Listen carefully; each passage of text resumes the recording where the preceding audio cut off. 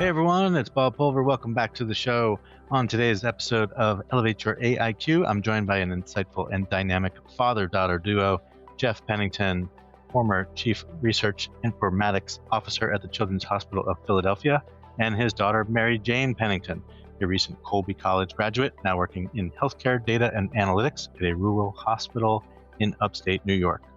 Jeff spent nearly a decade leading data and AI strategy for one of the top pediatric research institutions in the country and is the author of the 2025 book, You Teach the Machines, AI on Your Terms.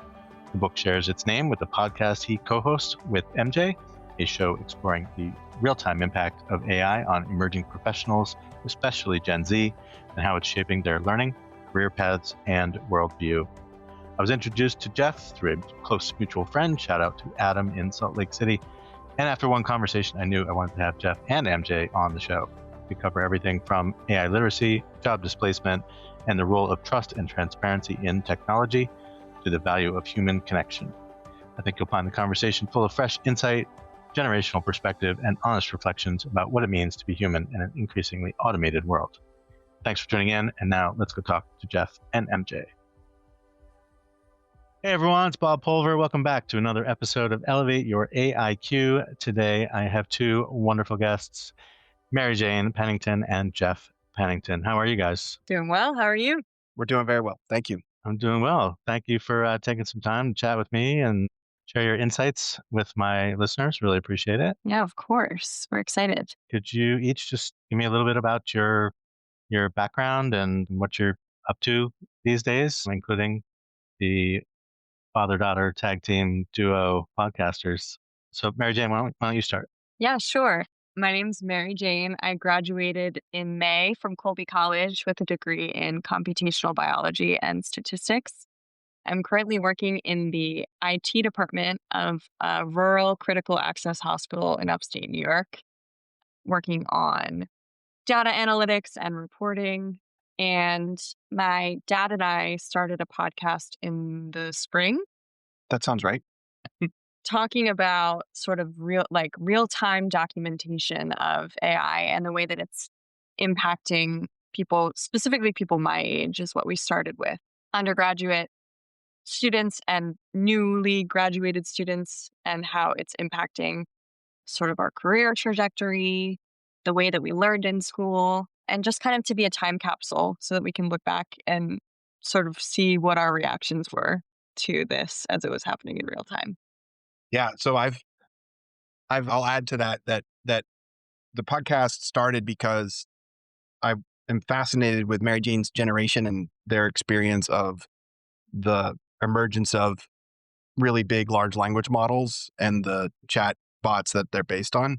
Because your class of 25, ChatGPT emerged, blew up in 22, 23. So Mary Jane had effectively 2 years before, 2 years after in college as a fully formed adult and also still pretty plastic, right? Like still undifferentiated, still not set in her ways. And talking to her and all of her friends has been just illuminating and a chance to see how people who haven't been forced one way or the other by life or the industry swallow AI and like how they deal with AI. So yeah, and I mean I would say I'm calcified, set in my ways, and unlikely to adopt AI in the most creative and effective ways because of that. I'm 52. I, up until this time last year, worked at the Children's Hospital of Philadelphia, major pediatric academic medical center that has a huge research operation, about a $500 million operating budget for the Research Institute, where I was the Chief Research Informatics Officer and responsible for our data and AI strategy in research. And I implemented a major program to both get CHOP and CHOP research ready for AI, and then also take advantage of the new technologies and tools as they emerged. For example, the research group working within my program created the first pediatric large language model. And we saw very early on, by fine-tuning open weight LLMs that we could approximate, and this is a very royal we, by the way. Okay. Yeah. We could approximate, in February of 24, the performance of a third-year resident at certain benchmark tasks. So starting with kind of the data almost 10 years ago, this program led to some pretty remarkable outcomes, at least from an R&D standpoint, not necessarily application, with the availability of models trained by these huge companies, and the availability of cloud computing so that we could access compute as needed. It really was remarkable to see the game change. And I left to write this book. It's called You Teach the Machines AI on Your Terms, because a lot of my role in my organization had become really helping people understand, explaining and helping the organization, and at an individual and a group level, accept, adopt, or not emerging AI technologies. I also am a .com survivor. So long ago, I was an employee of Ask Jeeves, which was the OG chatbot, and I became really motivated to skip the hype and get to the good part of AI, because I am long-term, and with AI, an optimist. I'm a little bit pessimistic about how the current industry and corporate adoption is playing out. I'm confident that won't last, or the negatives I see won't last, but I want to get to the good part, blow past the Gartner hype cycle, and change the world.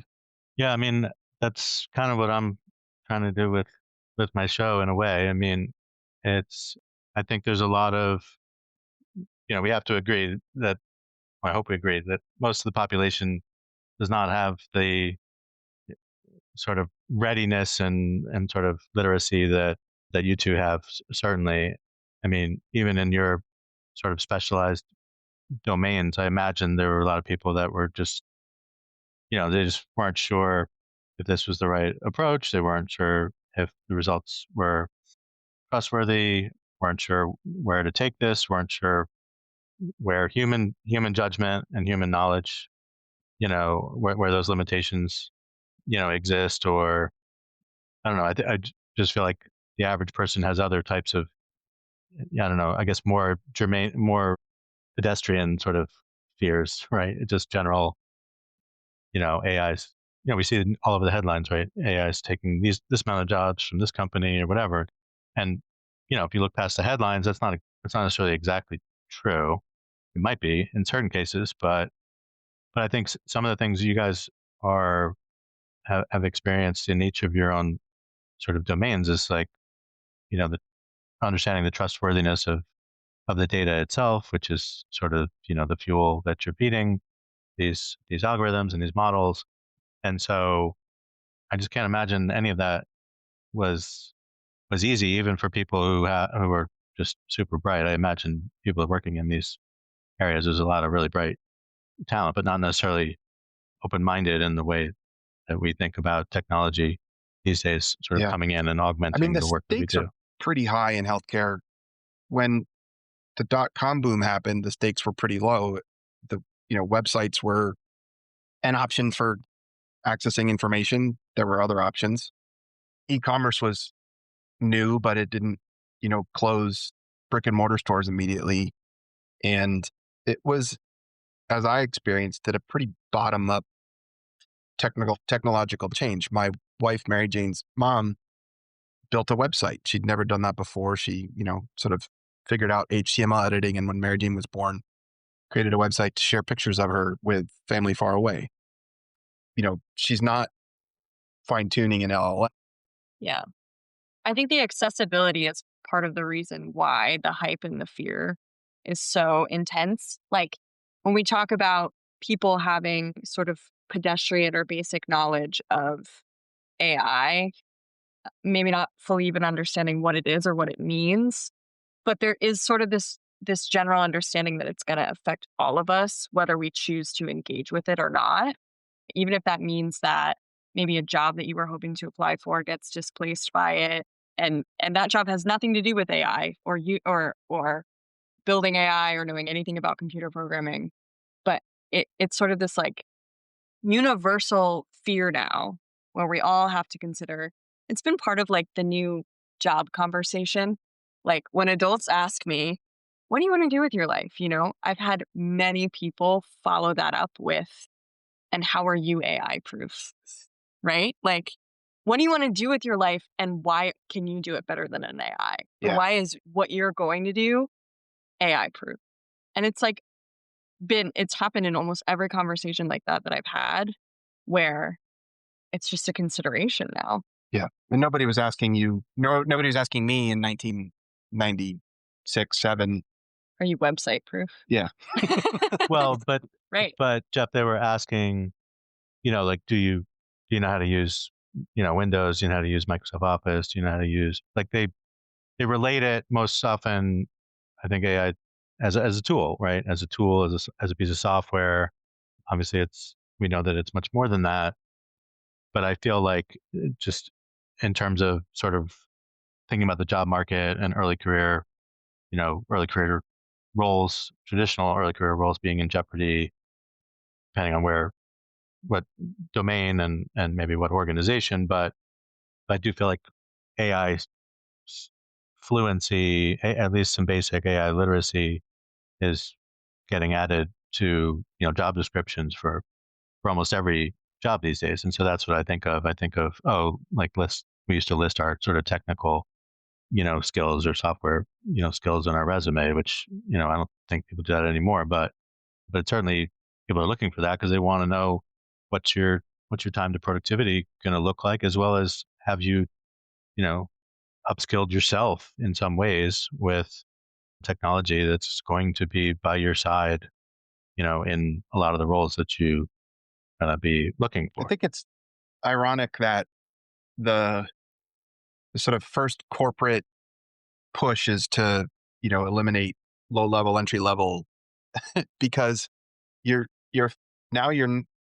not hiring the people who have had the most native, open-minded experiences with these tools, and you're relying on calcified people like me instead. So there's this like, we don't have to hire 20 somethings into our entry level analyst roles anymore. We can automate that work. Okay, well now you're actually not bringing in the people who've had to figure out on the fly the most creative way to research, the most creative way to summarize and extract information from, disparate sources, the people who've figured out how to code for the first time. And that seems to me like it could backfire.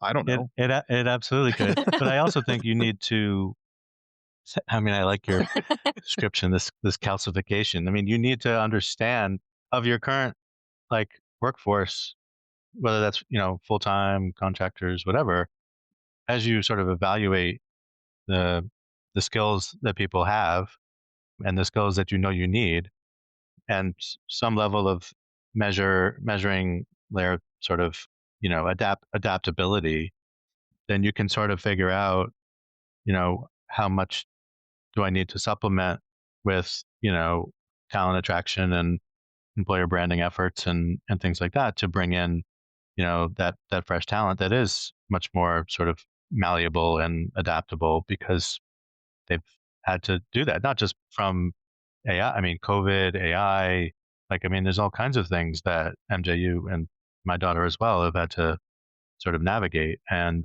so it's definitely not been like this sort of cookie cutter, traditional approach. We're already questioning whether kids, I guess if I was an educator, people have probably been saying this for a long time, but for me as a parent with only one kid, I've only sort of paid closer attention, more recently in my career to our schools actually teaching them the skills that are going to make them successful, not just for higher education, but for jobs. Because frankly, I think, if my daughter was 7 instead of 17, I don't know that, higher education would necessarily be a foregone, conclusion.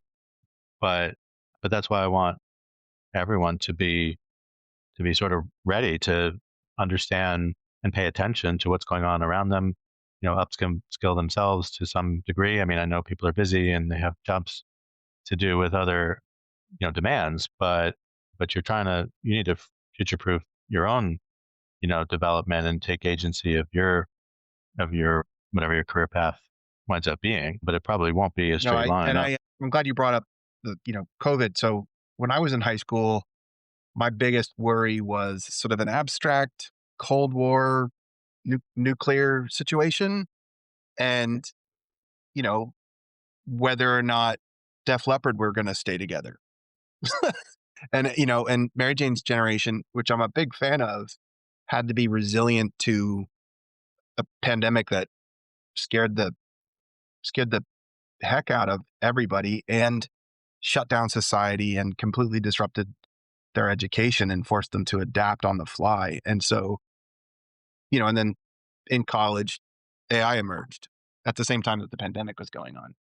So I think that quote unquote, these kids have a lot to offer in that resilience. And you speak about future proofing, and I'm really invested in, and I hope more and more people are invested in sort of helping kids Mary Jane's age, kids your daughter's age, 17, kids that are younger, understand what it means to be human, and that quote unquote, competing with a machine is kind of a fool's errand. So doubling down on what makes you human is really the way to go. And that, I think that's in a lot of ways is what I'm most afraid of. Like when I talk to, I've spoken with about 800 people, either while writing the book or after publishing.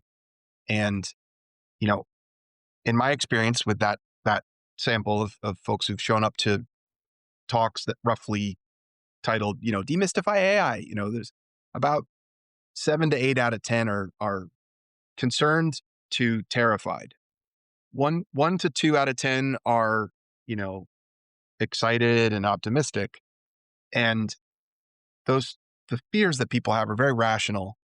And I was asked at a talk this summer what my biggest fear is, and it's really disconnection, which has been driven by AI in social media well before ChatGPT started, charming us into speaking with a bot instead of somebody, a human, about our problems or what makes us happy.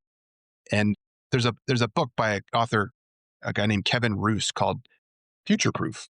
And his thesis is double down on what makes you human. And I think these kids, when they do that, are really surprised and empowered. So, and that there was an article or a headline I saw recently, yesterday or today, that this is a joyless, joyless era of new technology, where we're all sort of really, AI is coming out and then we're all pretty bummed about it, but it's going to make people rich and change the world, I guess, but we're still pretty bummed about it. Right. And I think so much of that is because we're all really, really tired of disconnection. There was sort of the experiment of social media that ramped up during the pandemic when everybody was isolated, and sort of the attempt to replace that human connection via technology. That is my biggest concern too with all of this. And I think that in part they succeeded in separating people in technology dependence, in social media addiction. No, that's engagement. Oh, sorry, engagement. Yeah, sorry. Not addiction. But yeah, and that people my age are sick of it. When I talk to my friends, we're all sort of aware of our dependence, addiction on social media, and it feels like something that was done to us when we were younger. We were provided with this technology, and there's algorithms in place that feed your dopamine levels so that you just crave another hit, another scroll. And it was something that was just sort of like unleashed without any sort of thought about what the repercussions could be, or there was thought, but there wasn't. Like, it was just about making the most money. Yeah. So AI is like the second wave of that. It feels like we went from everybody. I remember when Dad had a BlackBerry and nobody had any sort of technology other than a computer. But then iPhones came out, and I remember when all of a sudden everyone had an iPhone in their pocket, and that wave and how it sort of affected all of us. AI feels like a second wave in a way, but this time maybe there's a little bit more collective consciousness about, okay, maybe we should think now Yeah. about how this is going to affect all of us instead of just embracing it. Like, it's more joyless because we have more foresight about maybe how this could go badly. Yeah. And if I can add the AI industry, and if anybody who works in the AI industry, I'm thinking of mostly of like the big four, Meta, Microsoft, et cetera, would stop and consider the PR problem that I have experienced AI having. Again, not sort of generally reading clickbait news articles, but actually going out and talking to 800 people in person. The industry, to a large extent, is causing this fear. So what I love about the Workforce Agility Limited Series by Cornerstone was we talked to executives and customers all about skills. Cornerstone has a wonderful background in learning and development, training, etc. Their LMS is world class, but they've centered the business now, not just on that, like building upon that, but building upon how everything has moved to the skills economy. So check out the limited series called Workforce Agility, and you can get it wherever you get your podcast. And it's just a wonderful series where we talk to their executives on the shift of why, and also their customers that are using it. So check it out whenever you get a chance. Appreciate it. There's a book called The Gift of Fear by a guy, Gavin DeBecker, who's a like corporate and personal security specialist. And he says that, our fear response is a gift. It keeps us alive. It helps us, avoid harm and thrive. And he's got a bunch of what he calls survival signals. And when I lined up the survival signals in his book, written in 98, it was really all about not getting raped or murdered in an alley. When I line up those survival signals with the behaviors that I see from the AI industry, of course we're scared. So there's a survival signal called typecasting, which involves a slight insult. So when you see an ad for AI where, when I walked through the airport last year sometime, I saw an ad for SAP where it said, you'll always make mistakes, but your AI won't. SAP, artificial intelligence, right? So basically, like, yeah, you're pretty dumb, but like, we got you. We'll save you. And Apple Intelligence's first ads had like office idiots about to send a really dumb email, and then the AI saved them and edited it. And that's a big one. Also, the charm that is invested in these to, drive engagement. Addiction. An addiction. A friend went on a 50th birthday trip with a whole bunch of her girlfriends, and she came back and texted me and said, "Oh my God, there were a bunch of women who were like half joking about Claude being their new husband." So that's being done on purpose to engage us and basically get us addicted, just like with social media. And that's a real shame because this technology is incredibly beneficial, but is being wrapped in, in a stinky, unfortunate approach by the industry. In a lot of ways, they're taking a similar approach to, the same problems that we saw with social media, because the monetization hasn't changed. I mean, there's still trying to get first mover advantage. You're still trying to say, well, the best way to achieve our success is to get as many, spend more sticky time on the app, more time on the device, and just make it sticky, make it addictive, tap into, how the brain works and processes these signals and things like that. And so, it's really unfortunate that there's so much good that this can do, and there's so much used in ways that it can be used, not ways that it should be used. I mean, I see that all the time. I mean, I see it. Well, I mean, if you spend any time on LinkedIn, I mean, you can see that. I mean, you can see the emoji bullet points that came from ChatGPT. Yeah. It's ridiculous. I mean, the outreach I get, all the outreach emails are all automated. People are just, I mean, they are phoning this in. They are not even attempting to sound like a human being. And part of the financial bet is that they will build it so that we are all reliant on it for that sort of communication. Like someone's instinct when they're going to write an email is to log on and use a chatbot to generate it. Yeah. What I am optimistic about in that sense is we've had so many conversations, like you just said, oh my gosh, they used it to generate a LinkedIn comment, right? Or an email. Like if I get an email from someone and it's clear that they used generative AI to write it, I do think that there's a bit of a judgment that gets passed there, right? This person didn't use their brain. They chose to use generative AI to send an email or do a simple task. And I think it's, in the long run, going to become more taboo than, like, it's going to be more, it's not going to be best practice, and people are going to be discouraged from doing that in a workplace. And that reliance will go away.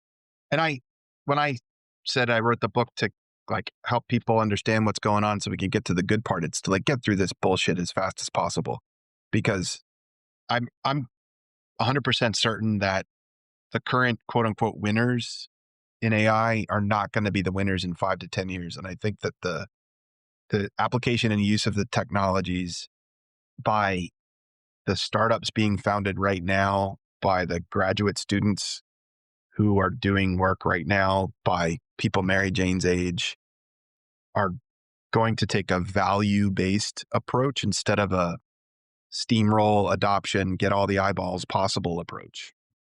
And we were at an event for Springboard Enterprises, which is a really interesting 25-year-old startup accelerator for women-led or co-led startups. And we were speaking with Patricia Gelly, who is a PhD mathematician and investment banker. And she had a good take for you, Mary Jane, when we were talking to her. Do you remember what she said? Something like, there's bad in everything. There's always bad people using technology for nefarious purposes. Or being sloppy. Like, ignore all that. That's inevitable in any facet of life.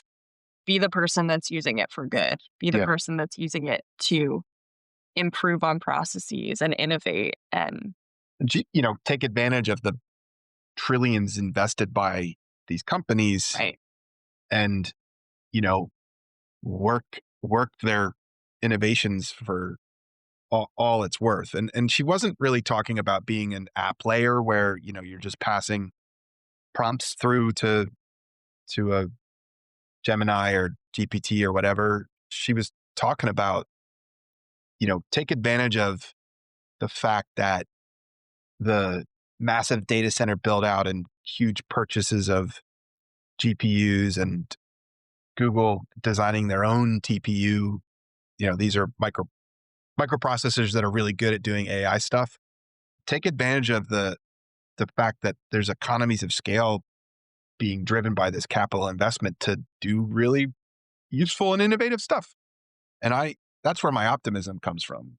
Yeah.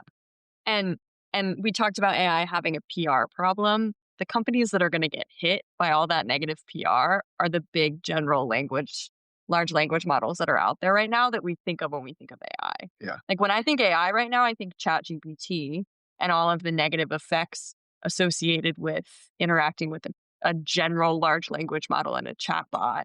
All the negative PR gets assigned there. But there's machine learning algorithms that can be applied to specific uses like research or any sort of large multidimensional data sets. That's where like the real innovation is going to come and where the real change is going to happen, I think. People can mess around with chatbots all they want, but you can't do everything at once. MJ, one of the things I think is problematic for folks who are not doing the kind of work that you or Jeff are doing is, most data is not necessarily as trustworthy as, probably some of the data sets that you're using. And so that's part of the problem, right? And so, when these public, large language models have basically scraped, the nonsense that is the internet, it's already completely, contaminated. I mean, you're drinking from, the East River.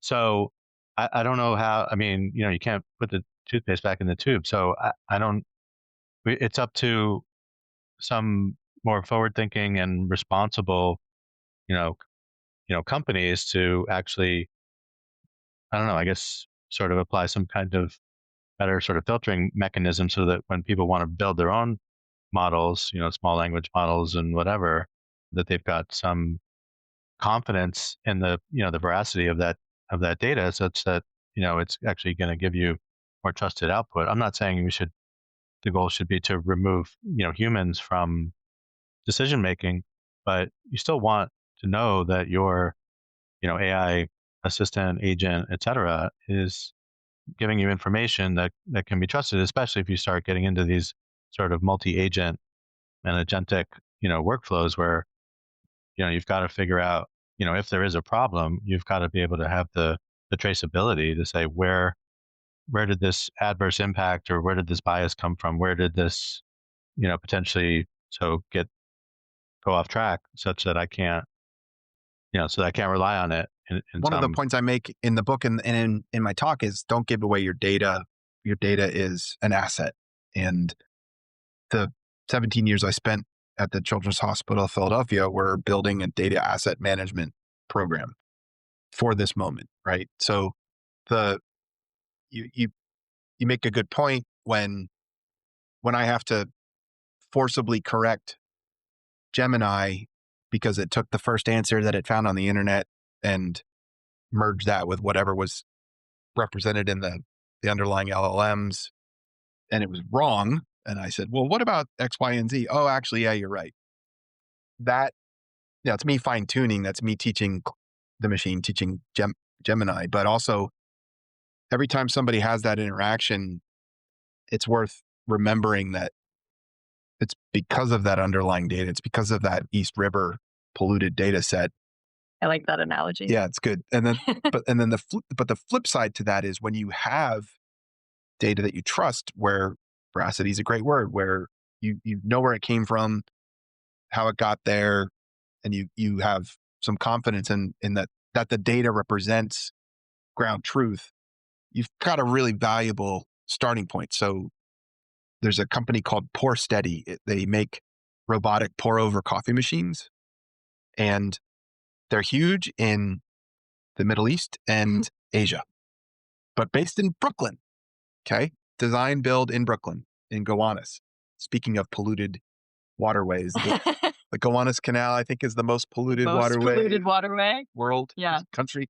Anyway, they have done an incredible job of fine-tuning Fin AI, which is a generally termed as a customer service or customer engagement agent platform, because they have 10 years of emails, 10 years of ticket tracking, 10 years of production workflow spreadsheets, inventory tracking spreadsheets.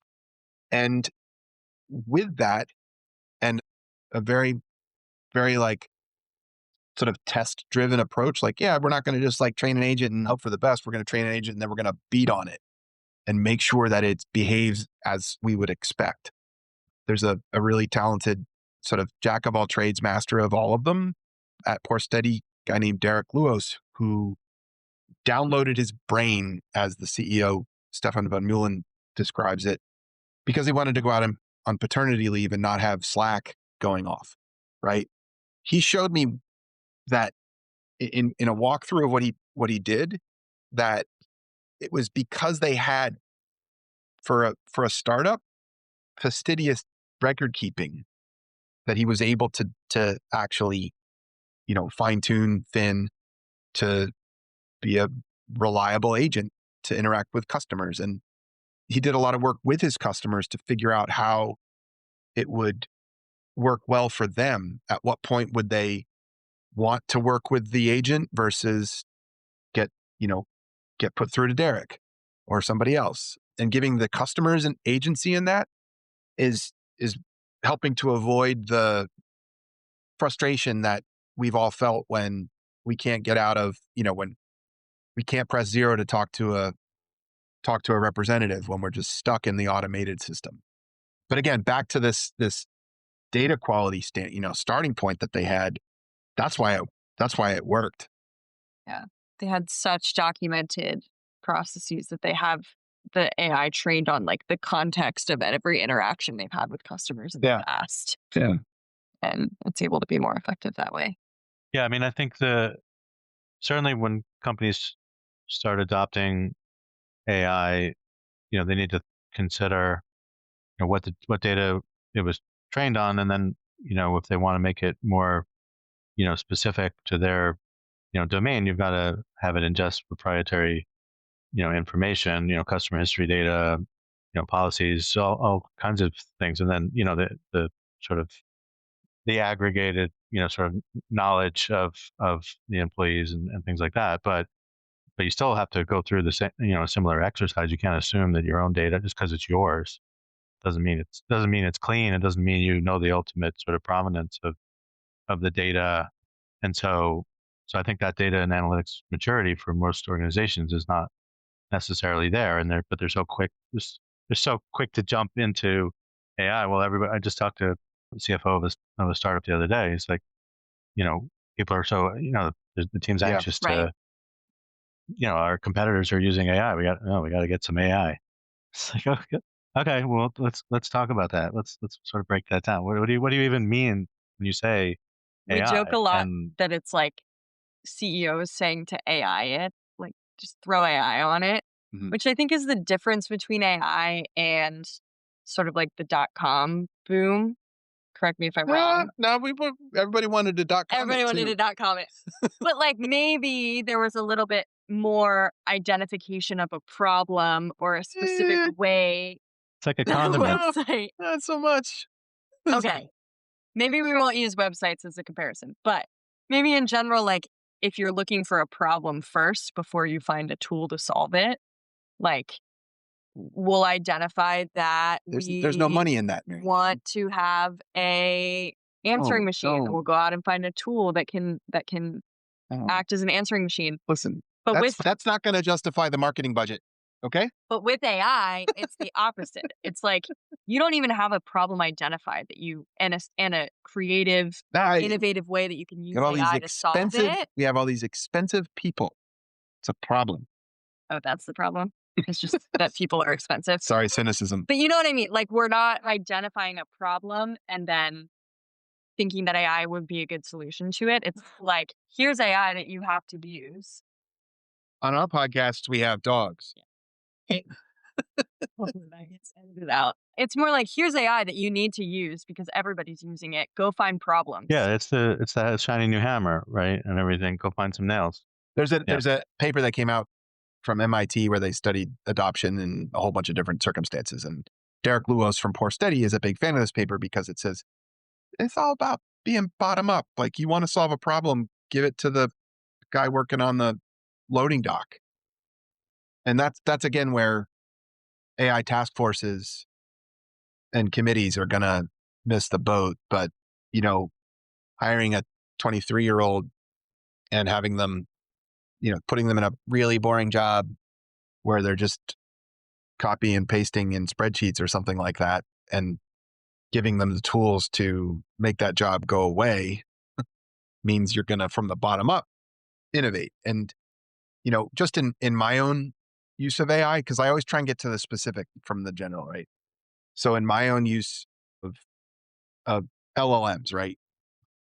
It's very much about not sort of speeding up search, but speeding up synthesis and collation. I don't even know if that's a word of information. And I'm happy to turn that over to a machine. I used Gemini to generate a transcript of strategy session that I moderated a few weeks ago, and it was glorious, right? And then I could use it to annotate as well. Hey, look for instances of X, Y, and Z, and then quantify those. That kind of grunt work is in a very specific use is awesome, right? And that's where like that's like an incremental time savings and or sort of accelerator. But what I hope is happening in the corporate world right now is that kind of thing happens 100 or 1,000 or 2,000 times a week, and all of a sudden people are able to move on and work on much more important things. But even then, like talking about like these incremental time savings is really unsatisfying or dissatisfying to me, because okay, like you can do it 20% faster, but so what? How have you created something that you couldn't have created before? How have you like done? I'll get to something I have a theory about. You're getting to one of my big sticking points with the way that people are measuring sort of success. I think that MIT study says most people are not having success. I think it depends on how you qualify, what is an actual AI, project. But I just feel like these productivity numbers, so the average employee is, 10% more productive, 20% more productive. Like what, at the end of the day, what does that mean? Did the customer get their product faster? Did you change the end-to-end workflow? Is the team more effective?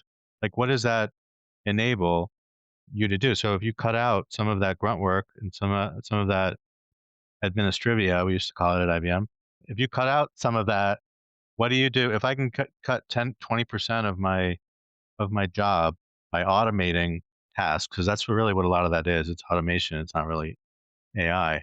If I do that, I basically have freed up one day of the 5 days a week that you're expecting me to work. So what do I do, and what does the organization allow me to do with that 20%? Do they give me 20% more work?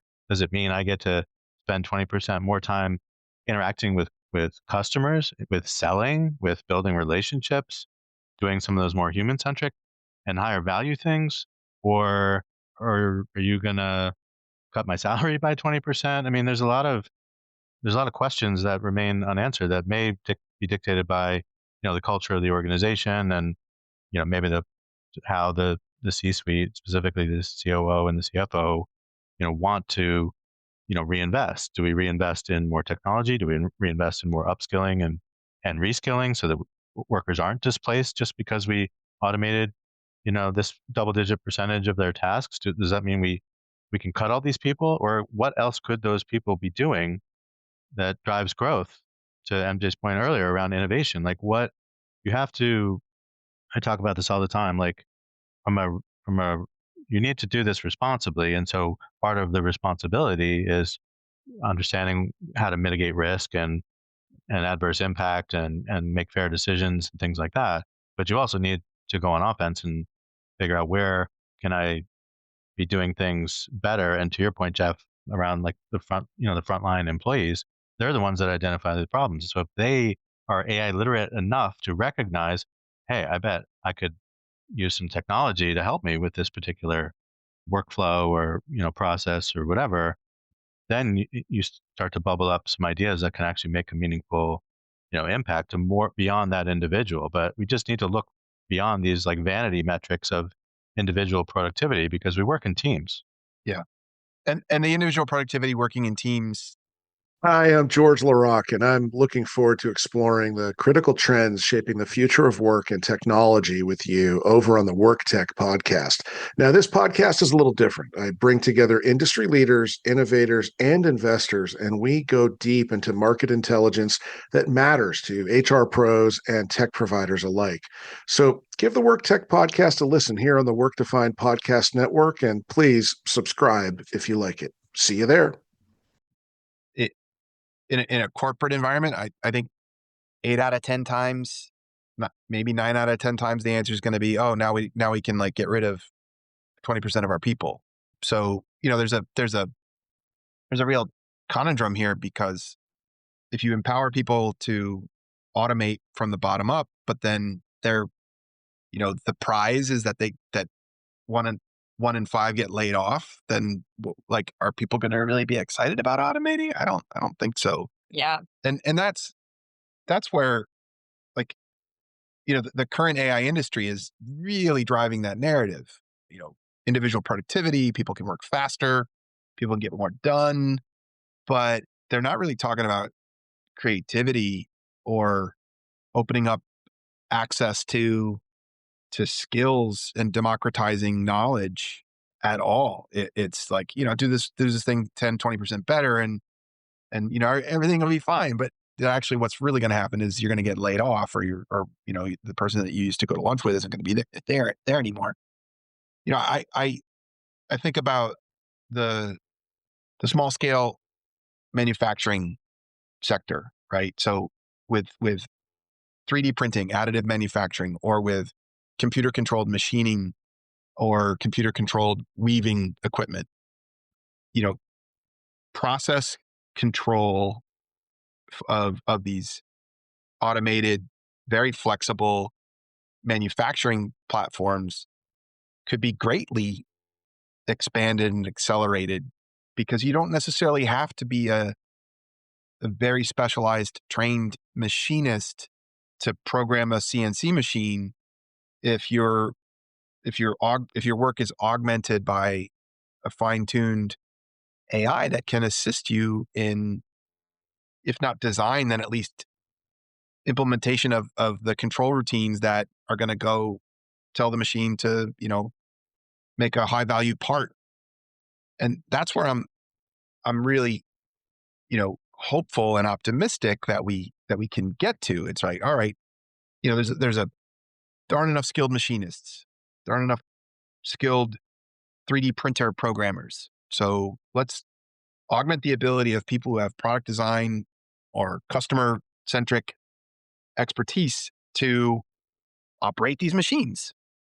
And could that be the sort of genesis of a boom of, small scale just in time manufacturing in the US? That would be cool. Let's do something like that instead of like,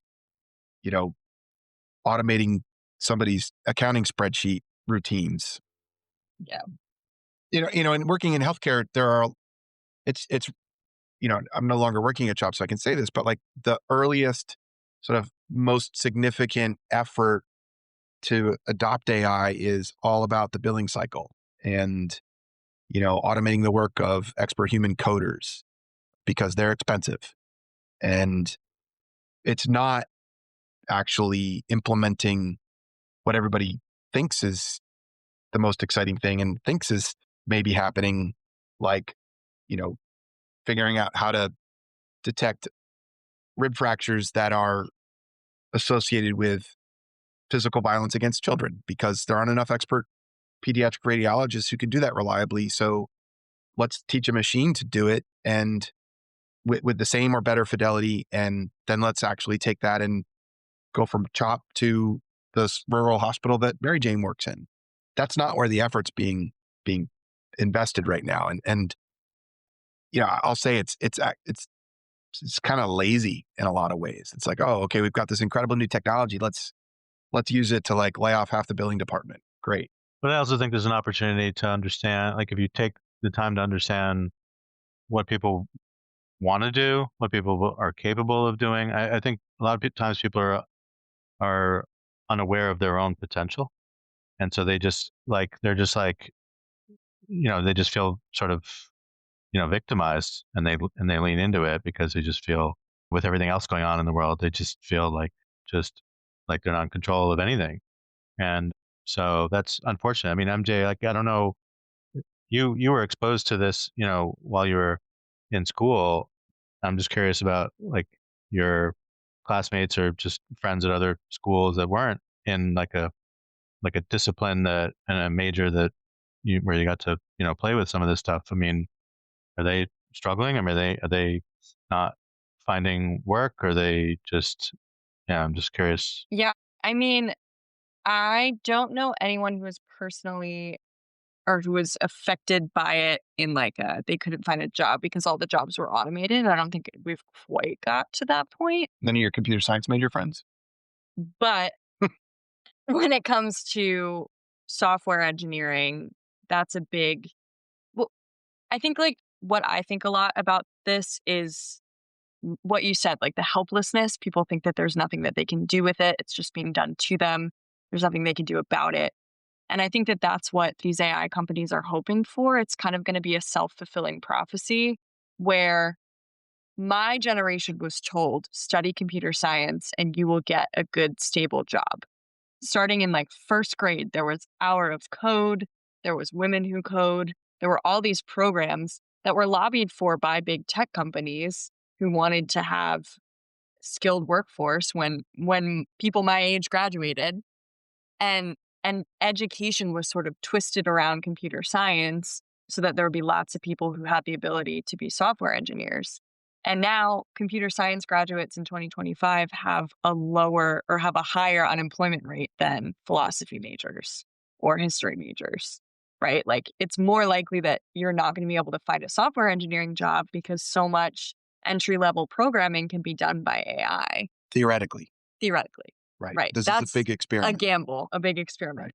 But also, what I'm concerned about now is it's going to flip the other way, where big tech companies told us, study computer science and you'll have a stable job. But now the narrative is you need to make your career AI proof because AI is going to replace you. And so when that gamble, if it doesn't pay off and it turns out actually we should have human specialists who are working on this type of thing, then maybe companies will be left with no choice because a bunch of people chose to major in other things or chose to focus their career more on AI and large language model, like learning computers in that way and less in a software engineering capacity. Me, Mary Jane, and I have a theory that the narrative that, don't study computer science, don't learn to code because that's all automated is a bet by the companies with products that'll quote unquote replace software developers is a bet that, if you create that narrative, people don't learn to code, then the only alternative is going to be to use, AI Canvas to write your code. Mm-hmm. And so it's just a pivot or a slightly different approach to creating dependence, which is the business model. But imagine if pharmaceutical companies had that kind of an impact on the education system. Pharmaceutical companies were lobbying to have Pharmacy 101 taught as an AP class that every high schooler should take. Tech companies had this unrivaled influence over the education system because they service so many of the platforms like Google Classroom and other sort of technologies that schools were implementing. And part of that, good faith, implement our tools is implement AP computer science and have people learning how to code. And I'm not saying that that was a complete waste of education.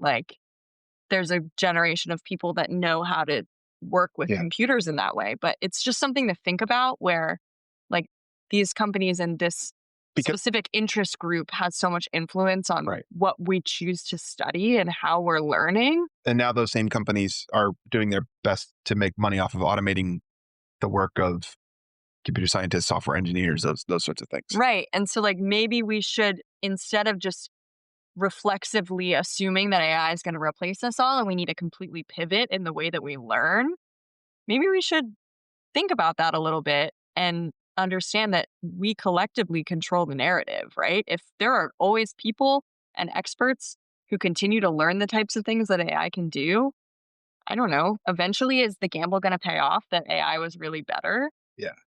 There's a quote that is a real motivator for me. The vitality of democracy depends on popular knowledge of complex questions. So the more people who understand, and are literate and can think critically and make informed decisions, the better the outcome is going to be. Share what your brother, Mary Jane's brother, is senior in high school. So he's probably the same age as your daughter. Your daughter, junior? Yeah, so both seniors. Share what he said about his use of bots of AI. About How he's like, yeah, if I use it all the time, then it's like I'm not learning anything, and then it's going to be able to just do my work for me, and that doesn't sound like a very good idea. mm, And he sees friends, they'll use it to write their essay, and then sometimes they get caught, sometimes they don't, but inevitably just being lazy that way isn't working out for them. So when somebody uses it to write their email at their office job, it's kind of like using it to write your essay. Yeah. I mean, I don't want to get too deep in this. We'll stay on the phone for another hour, but yeah, no, this comes up a lot. I mean, I'm part of my school's task force, and we're doing an Ask Me Anything or Ask Us Anything session in a couple of weeks. And, I'm definitely concerned. I mean, my daughter knows what I do. She knows that I focus on responsible use, responsible design, right? And so she knows when to use it, when it's appropriate to use it. But I know that, I hear anecdotally that other people just do exactly what you're describing. It's like, it's not just sort of self-defeating in the sense that you're not learning anything at all. It doesn't matter if you really get caught or not. And I'm not going to deter everyone from using it, because people have cheated and found ways to get their stuff done somehow, paying the smart kid to do it for you or whatever. I mean, people have found ways to do that since the dawn of education. Yeah. So I'm not saying that, but you've got to at least start. I mean, whether in the workforce already and you're using it, I just want people to know when it's appropriate to use it and when it's not. And there might be some gray area, like, how much can I use AI to help me with this? Do I write the first draft and let AI be the editor?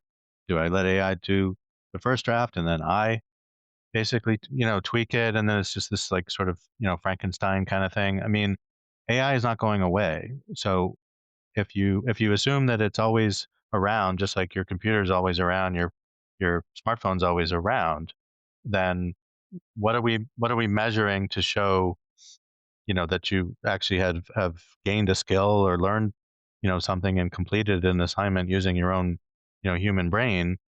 But we can't ignore the fact that it's always there. I mean, going back to what you said earlier, MJ, around like the devices and the reliance on the devices and the addiction and whatever, it's like, are we being sometimes I feel like we as parents are being like too harsh, because like you can't just yank the phone away. Like I have no idea I can't see what she's doing on her phone all the time, right?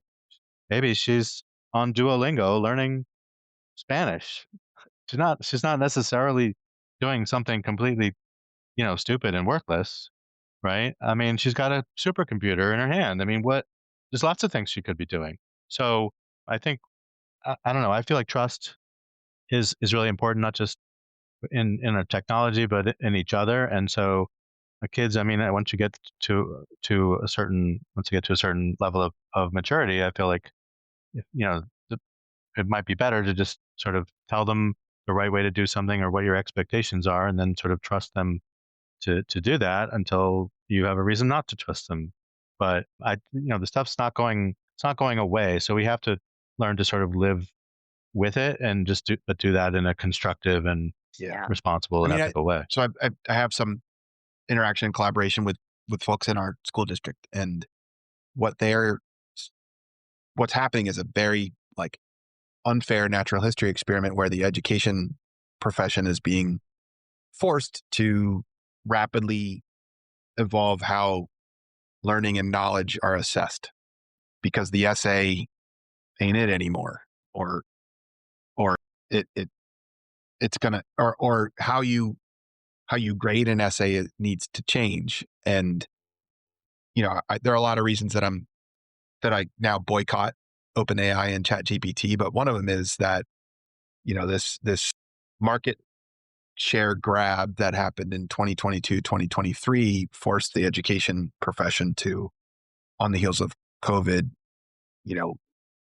just go through yet another sort of traumatic evolutionary step. But even let's take all that aside, back to disconnection. The same educators that I interact with at the district, I ask them, hey, are you really, how worried are you about, quote unquote, deskilling or dumbing down from AI? And they're like, yeah, it's bad, but like, well, we'll figure it out. It'll be okay. Like what we're really worried about are, for example, the call we got from a third grade teacher who wanted to know how to handle a kid showing up and going on and on about how their new best friend was Snap AI, right? So you've got a third grader who's got their hands on Snapchat, which happens, and Snap AI is their new best friend. This kid's social development is being run through a for-profit bot that's only reason for existence is to hook the kid and sell ads. And that disconnection, being driven by AI, by AI companies, by the for-profit companies who have absolutely no skin in the game when it comes to whether or not these kids grow up well-adjusted and able to interact with other humans, right? They could care absolutely less about that, right? That's the real travesty with how this is playing out. Like, I boycott ChatGPT and OpenAI not because it's a threat to Mary Jane getting a job, or there might be reduced headcount and the need for a universal basic income. Like, I boycott ChatGPT because Sam Altman came out and said, now that we've solved all of the problems with mental health, we're going to loosen the controls on ChatGPT and allow it to engage in erotica, right? Which means that they're going to let the thing engage, right, through porn. And the way that bot works is it's not going to be, okay, now we're doing the porn. It's going to just sort of like pick up on your cues, and it always wants to give you an answer because it's generative. And all of a sudden now you're having an intimate conversation and developing an intimate relationship with a bot, right? And a for-profit bot. And Altman, in the same tweet, whatever you want to call it now, said, oh, but this isn't usage maxing. It's different. By saying it's not usage maxing, he's saying it's usage maxing, which is yet another one of these euphemisms like alignment that are really gross because it's just dependence.